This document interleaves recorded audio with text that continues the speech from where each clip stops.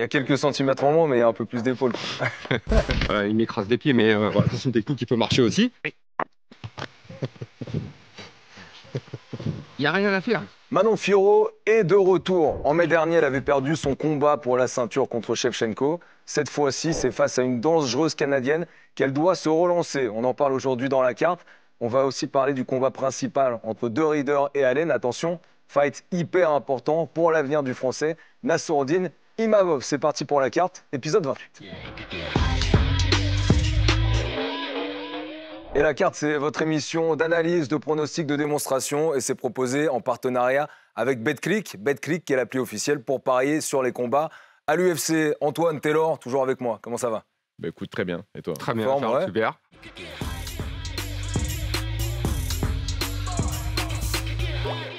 On doit le dire, là on enregistre cette émission, on devait l'enregistrer à un autre moment. Du coup, il n'a pas beaucoup dormi parce qu'il a préparé cette nuit et tout. T'as dormi quoi, 3 heures?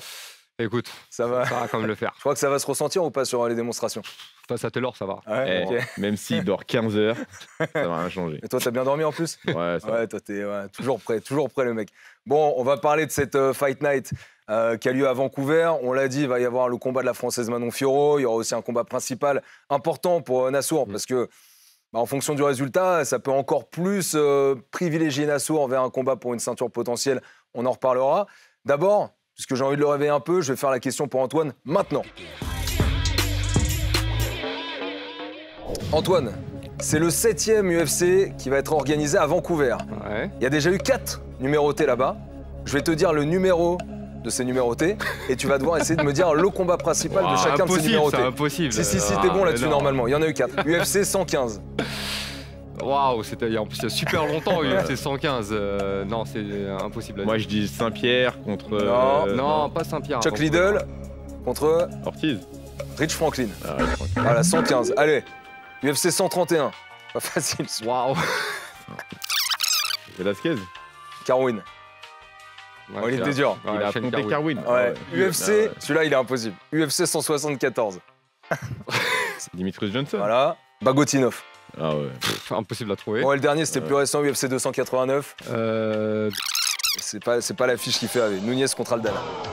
Bon, c'est pas impossible. facile. C'était Voilà, impossible. c'était une question pour Antoine. Non, J'espère que ça aura eu le mérite de te réveiller un petit peu Ouais. au début de l'émission. Ou alors te niquer la confiance tout de suite. Manon Fiorot, elle a perdu son combat, son title shot face à Shevchenko, c'était au mois de mai, c'était à Montréal. Elle retourne au Canada pour son nouveau combat face à une Canadienne, Jasuda Vicius. Elle est numéro 2 de la KT, Manon. Devant elle, il y a Silva. Et puis, il y a aussi Shevchenko qui est la championne. Mais là, il y a Zhang aussi qui monte de KT pour aller prendre Shevchenko. Ce sera à New York, ce sera au mois de novembre. C'est quoi le futur de la KT et quelle importance il va avoir ce fight-là, une potentielle victoire pour se replacer dans la course au titre? Alors, je suis pas sûr qu'une victoire la replacera directement vers un combat pour le titre, parce qu'en attendant, tu l'as dit, il y a Weili Zhang qui arrive. Et Manon, elle est dans une situation un peu particulière. Si elle venait à s'imposer contre Jasuda Vicius, en fait, on réalise qu'il n'y a qu'une seule personne dans la catégorie actuellement qui peut battre Manon Fiorot, c'est la championne Shevchenko. Et comme elle a perdu dernièrement contre Shevchenko, les options pour Manon, elles sont limitées, je trouve. Je pense que si elle bat Jasuda Vicius, elle va se retrouver dans une position où on va devoir attendre les combattantes qui montent et s'occuper d'elle. D'autant plus que devant elle, il y a Natalia Silva, qui n'a encore jamais affronté Shevchenko. Ouais.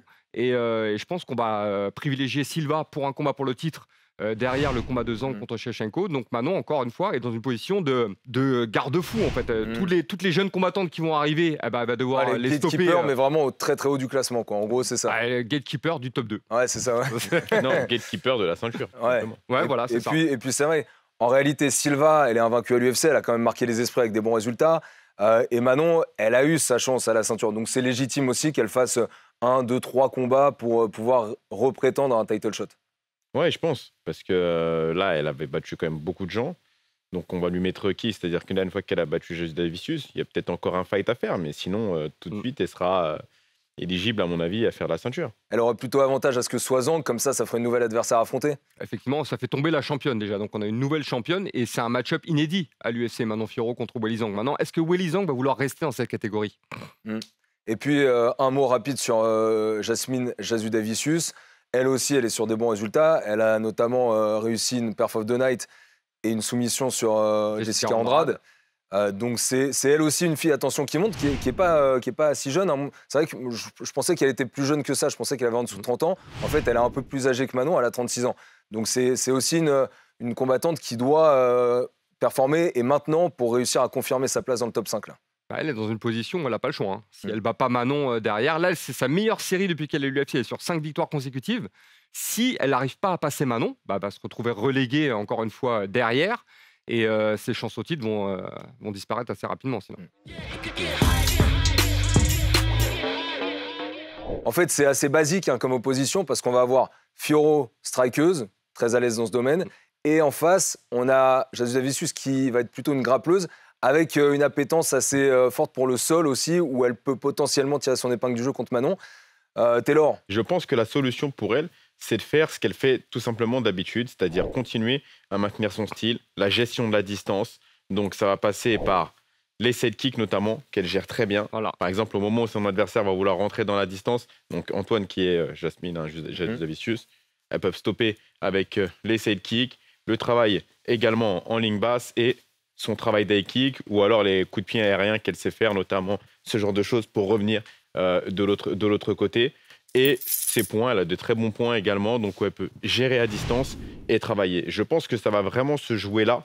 Elle a quand même du physique pour pouvoir repousser son adversaire dans le cas où elle viendrait à la coller, parce qu'à mon avis, c'est sur ce versant-là que va essayer de jouer Jasmine Jasudavicius. Mais pour moi, la priorité dans ce combat, c'est que Manon arrive à maintenir la distance entre elle et Jasmine. Il y a les points. Il y a les kicks, donc toute forme de kick qui est utilisable pour. En fait, il y a deux types de kicks. Il y a les kicks qui vont lui permettre de repousser et les kicks qui vont lui permettre de faire des dégâts. Ouais. Et il y a les kicks qui sont un peu entre les deux, parce qu'un bon side kick, ça vous permet de faire des dégâts et de maintenir votre adversaire à distance. Et Taylor, on sait quelque chose, il a mis un KO sur side kick une fois. Ok, ouais. Tu vois, c'est rare qu'il te brosse dans le sens du poil comme ça. Malheureusement, on n'a pas les droits pour montrer le highlight, mais pour une prochaine fois peut-être. Si jamais elle travaille quand même au corps à corps, est-ce qu'elle a intérêt à le faire? Parce qu'il y a aussi une base Muay Thai pour Manon. Est-ce qu'un clinch Muay Thai, ça pourrait l'aider à l'emporter aussi contre Jade? Oui, alors Jasmine. Si Manon travaille sur son clinch, effectivement, je pense que physiquement, elle a quand même un avantage sur Jasmine. Et donc, elle pourra travailler avec ses genoux notamment et ses coudes. Et puis travailler sur tout ce qui va être effectivement balayage type Muay Thai. Si elle fait une lutte offensive, Manon, elle travaille comment? En fait, c'est ça la force de Manon, c'est qu'elle est tellement puissante que des fois, en défendant la lutte, elle peut contre-attaquer avec sa lutte. Si toi, Jasmine, t'attaques Manon en lutte, voilà. J'essaie de rentrer sur... Manon peut inverser les positions, par exemple, contre le grillage, et elle attaquer en lutte, et pourquoi pas même amener son adversaire au sol. Donc ça peut être un balayage, comme Taylor l'a montré.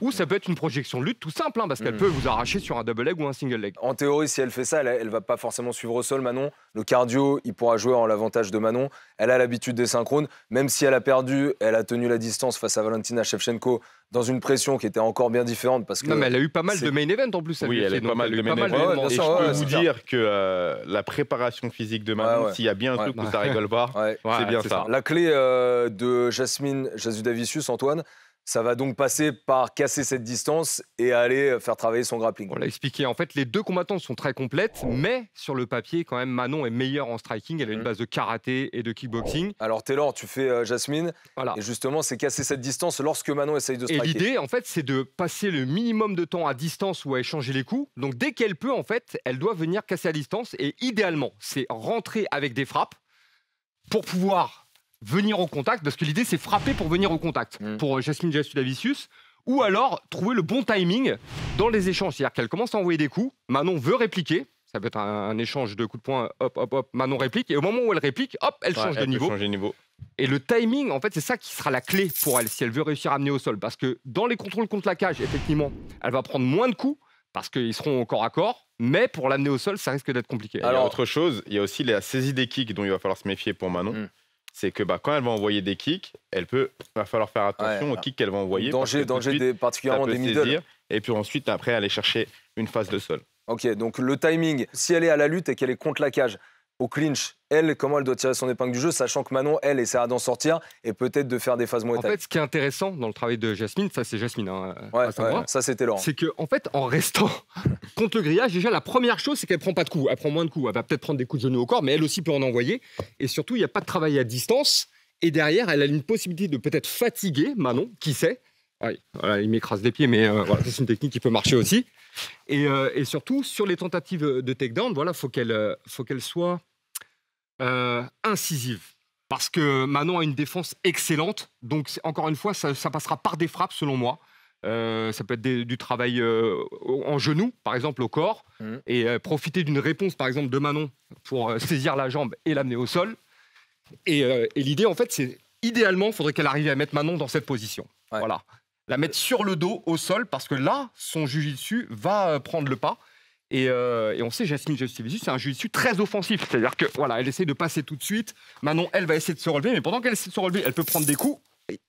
Elle peut prendre des coups. Et si elle essaie de partir comme ça, Jasmine Jasudavicius peut passer dans le dos et tenter tout de suite une soumission. Ça peut être un étranglement, prise de dos. Et... C'est...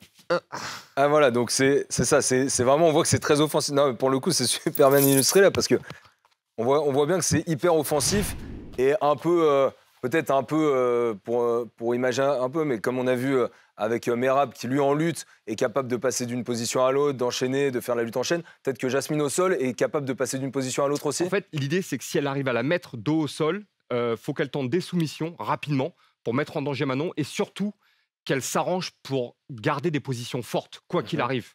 Parce que si Manon commence à s'échapper, après c'est fini, Peter. Ça y est, c'est le moment de départager encore et toujours Antoine et Taylor. Eh bien, avant l'émission 27 de la carte, il y avait 6-4 pour Taylor. 6-4, c'est rare, hein, 2 points d'avance. On va voir, il y avait 1 point à prendre sur l'émission 27 avec l'UFC 320, 1 point à prendre sur 2 combats. Regardez ce qu'ils avaient dit. Donc moi, je vais miser sur Ankalaev par décision. Et je le vois s'imposer dans ce combat et je pense même qu'il peut le finir. Je pense que Dejui va s'imposer par décision. Et je pense que Merab va s'imposer par décision. Antoine, c'est gros coup dur parce que non mais déjà l'écart commençait à se creuser. Maintenant, il y a 7-4. 7-4 pour Taylor parce que Merab décision, bon en réalité, vous n'aviez pas pris beaucoup de risques. Par contre, sur Poatan, bah voilà, il est redevenu Poatan et il a fait ce qu'il sait faire de mieux, c'est-à-dire mettre des KO, des petits KO. Écoute, donc c'est là-dessus que tu as scoré. En fait, il ne s'écoute pas lui-même. Ne jamais parier contre Poatan. En fait, tu te contredis. Souviens-toi, c'était le truc qu'on avait dit il y a longtemps. Jamais, plus jamais, je ne parierai contre Poatan et tu l'as fait. Ouais, mais à partir du moment où je commence à lui faire confiance, il perd. C'est pas ma faute. Je tiens aussi à le dire quand même, la super cote qu'on avait donnée est passée. Parce que c'était Poatan au premier round par KO TKO. Et d'ailleurs, il y en a une qui était passée dans l'épisode encore avant. C'était BSD qui l'emporte à la 2e reprise. Et ça avait été le cas contre Maruti Rufi à l'UFC Paris. Allez, on passe. Donc là, sache qu'il te faut maintenant 3 épisodes pour revenir, ne serait-ce qu'à hauteur de Taylor. Donc là, sois bon aujourd'hui. Et tu vas commencer par nous dire ton prono sur Manon Fiorot. Que va-t-elle faire contre Jasmine Jasudavicius? Alors, je peux te dire à l'avance que c'est pas sur ce combat qu'on va se départager. Ah, ok, vous savez déjà ce que vous allez dire. Oui, mais en fait, je sais comment il pense et franchement, je vois pas comment en fait Jasudavicius pourrait passer Manon. Ouais. Manon a toutes les armes pour contrer le jeu de Jasudavicius. Elle a un meilleur striking, elle a une bonne défense de lutte, elle est puissante, elle sort d'un combat de championnat contre Shevchenko où elle a tenu tête à Valentina Shevchenko. Je pense que Manon va s'imposer par décision au terme des 3 rounds. Ok, décision, donc elle a 12 victoires Manon. Et là, du coup, tu confirmes ce que dit Antoine et tu vas dire la même chose? Oui, je confirme. C'est-à-dire que... Alors moi, je suis un très grand fan de Manon, je ne l'ai jamais caché. Et au-delà de ça, c'est que quand on analyse stylistiquement les deux, bah, on se rend compte que ça peut être un combat très difficile hein, pour Jasudavicius. Donc voilà, donc moi je pense que Manon va s'imposer sur ce combat. Rainer de Rieder, Brendan Allen, c'était pas le combat qui était prévu à la base. Et donc, ça pourrait faire les affaires de Nassourdine Imavov, parce que Brendan Allen, il est 9e de la catégorie, Rainer de Rieder, il est 4e. Et clairement, il devait affronter Fluffy, Anthony Hernandez à la base.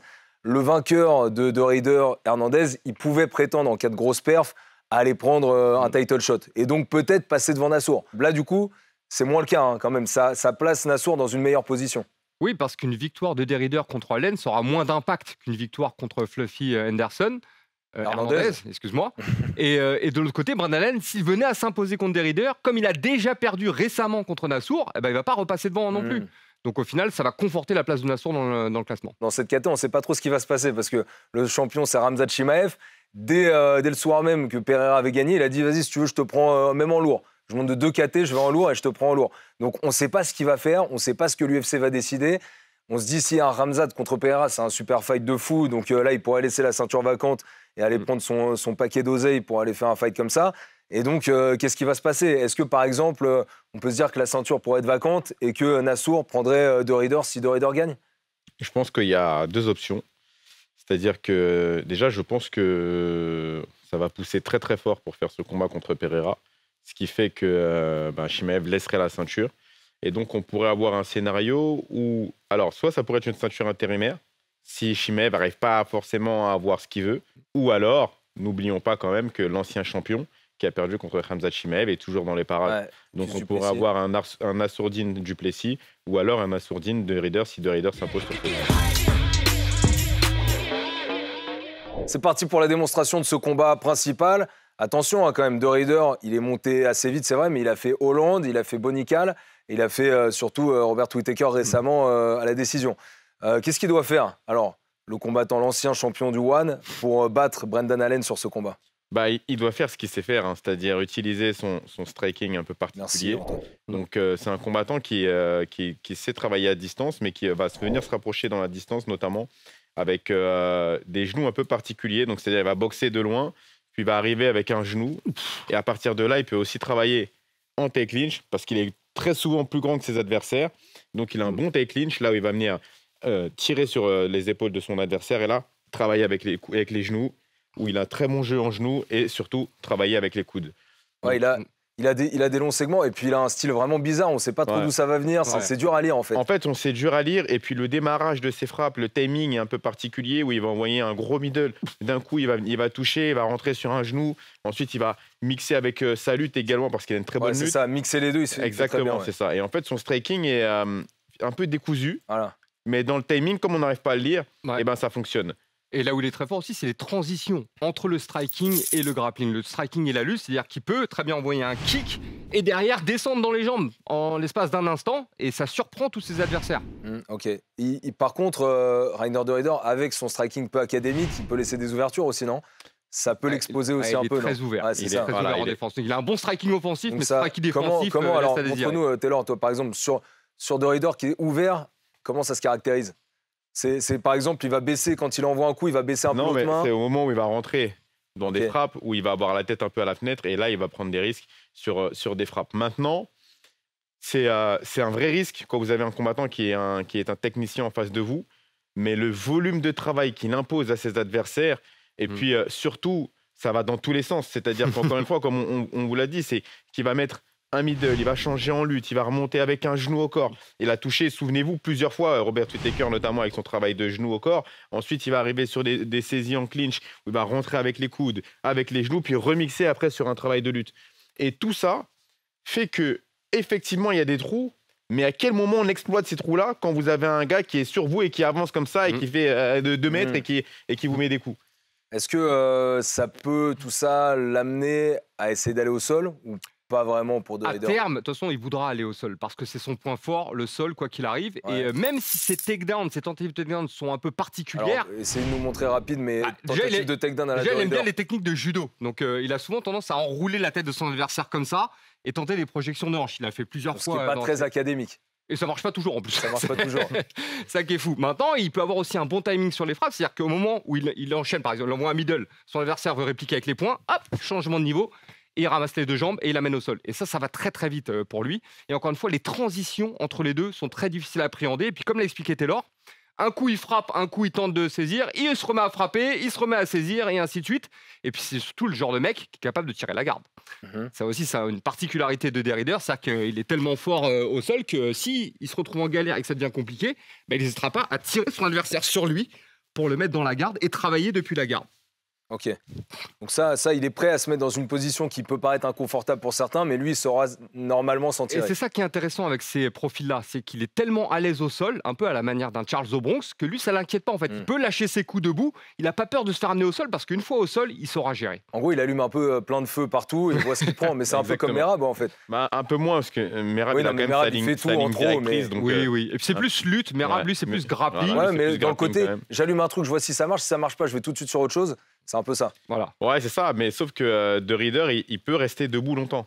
Ok, bon, le cardio, ce sera à voir, hein, puisque c'est un main, du coup, il y aura 5 reprises. Mais il faut préciser quand même que Derrider, même s'il a tendance à fatiguer dans ses combats, c'est parce qu'il met beaucoup de rythme. Et l'air de rien, il fatigue également ses adversaires. Hein, parce que les coups qu'il envoie, c'est des coups appuyés. Les coups de genou au corps, ça fait des dégâts. Et Taylor, tu le sais, ça vient tout de suite taper dans la caisse de l'adversaire. Puis à côté de ça, il y a le jeu au sol. Parfois, quand on est un peu stressé au sol et qu'on ne sait pas ce qui va arriver, bah, on a tendance à dépenser plus d'énergie. Que doit faire maintenant Brendan Allen s'il veut battre De Raider? Il a été prévu dans le combat depuis un peu moins longtemps, mais du coup, les deux ont dû s'adapter à un nouvel adversaire. Alors c'est un peu compliqué parce qu'encore une fois, on a deux styles très similaires. Brendan Allen, les forces de Brendan Allen, c'est les mêmes que celles de Derrider. Il est bon au sol, il a un striking, on va dire, surprenant. Voilà. Ouais, mais plus académique. Hein, plus académique. Vas-y, Taylor, toi, t'es Brendan Allen. Voilà, donc striking plus académique, donc très explosif en plus. Je pense que c'est là-dessus qu'il va faire la différence. C'est-à-dire quand il rentre, voilà, il rentre avec des coups rapides. Derrider n'a pas le temps de voir ce qui se passe. Derrider, c'est un peu un diesel qui met du temps à monter dans le combat. Donc ça peut être intéressant. Et dès qu'il y a la moindre erreur, Brendan Allen, c'est ça où il est fort. Lui, c'est un grappling opportuniste. Et attends, juste avant le grappling, dans la boîte, il n'hésite pas à échanger aussi. Alors, il peut prendre des coups en contre. Ouais, il les prend, mais lui, il a envie d'y aller à ce moment-là. Ouais. Et puis, en plus, il cogne. Hein. Et j'ai remarqué un truc. La plupart des combats où il a réussi à triangler ses adversaires, c'est qu'il les avait sonnés avant. Et alors, ça peut être avec les poings, ça peut être avec les genoux au clinch également. Hein. C'est-à-dire qu'il est au clinch, bam, coup de genou à la tête, boum, voilà, son adversaire a sonné. Et derrière, la première réflexe qu'il a, c'est passer dans le dos. Et il a une prise de dos qui est ultra rapide. C'est vraiment ça son point fort. Donc, striking, il n'hésite pas à y aller en volume et en puissance. Derrière, l'opportunisme, donc transitionner vers quelque chose d'autre pour essayer de se retrouver au sol in fine. En fait, la force de Brendan Allen, c'est ses prises de dos. Il a des prises de dos ultra bizarres qui va sonner son adversaire avec un coup, ça peut être n'importe quoi, un crochet, et regarde, son adversaire n'a même pas le temps de réagir et de comprendre ce qui se passe, qu'il est déjà dans le dos en train de lui placer un étranglement. Il a placé les deux crochets, il n'est même pas obligé de placer les crochets parce qu'il va attaquer le coup directement. Il y a des combattants qui le font très bien, hein. C'est-à-dire même sans les crochets, regarde, même sans les crochets, si je suis pris, il n'y a rien à faire. Taylor, on va te donner la primeur cette fois-ci. Qu'est-ce que tu vas pronostiquer donc, dans ce combat principal de l'UFC Vancouver? Écoute, moi je pense que De Raider va s'imposer sur ce combat-là. J'ai pas forcément la méthode parce qu'en fonction de la configuration du combat, ça peut être un combat qui arrive à son terme, donc une décision, ou alors s'il y a une erreur qui est commise par Allen, ben, ça peut être une soumission de De Raider ou un TKO. Malgré tout, je pense que c'est De Raider qui va s'imposer sur ce fight. Ok, De Raider qui continue sa bonne série et qui du coup se rapproche potentiellement d'un title shot. Qu'est-ce que tu vas pronostiquer? Si tu veux prendre des risques, il faut que tu ailles un peu à l'inverse de ce que dit Taylor là. Alors c'est fou, hein, parce que De Raider, il a un parcours à l'UFC un peu atypique. Quand on voit ses débuts contre Gérald Meerschaert, on dit non, il va pas y arriver, il n'ira pas jusqu'au bout. Et puis finalement, à chaque combat, il monte en puissance. Ouais. Maintenant, sur le dernier combat contre Whittaker, c'était un peu plus long que prévu, et puis c'est surtout très serré. Et à côté de ça, De Raider, il commet quand même beaucoup d'erreurs dans ses combats. Surtout, il a beaucoup de failles défensives, notamment en striking. Et c'est vraiment le point fort d'Allen, d'exploiter ce genre de failles. Le combat est très serré. Franchement, ça peut aller d'un côté comme de l'autre. Et là, comme je suis en retard, je vais être obligé de prendre quelques risques. Donc, je vais dire, je préférais que De Raider gagne, mais je vais dire que Allen va s'imposer sur ce combat. Difficile de dire comment, parce qu'encore une fois, ça peut être même par KO. Hein, c'est-à-dire, Brendan Allen pourrait même secouer De Raider, même si il a tendance, quand il secoue quelqu'un, à venir l'étrangler derrière. Donc, je dirais peut-être Allen et peut-être par décision.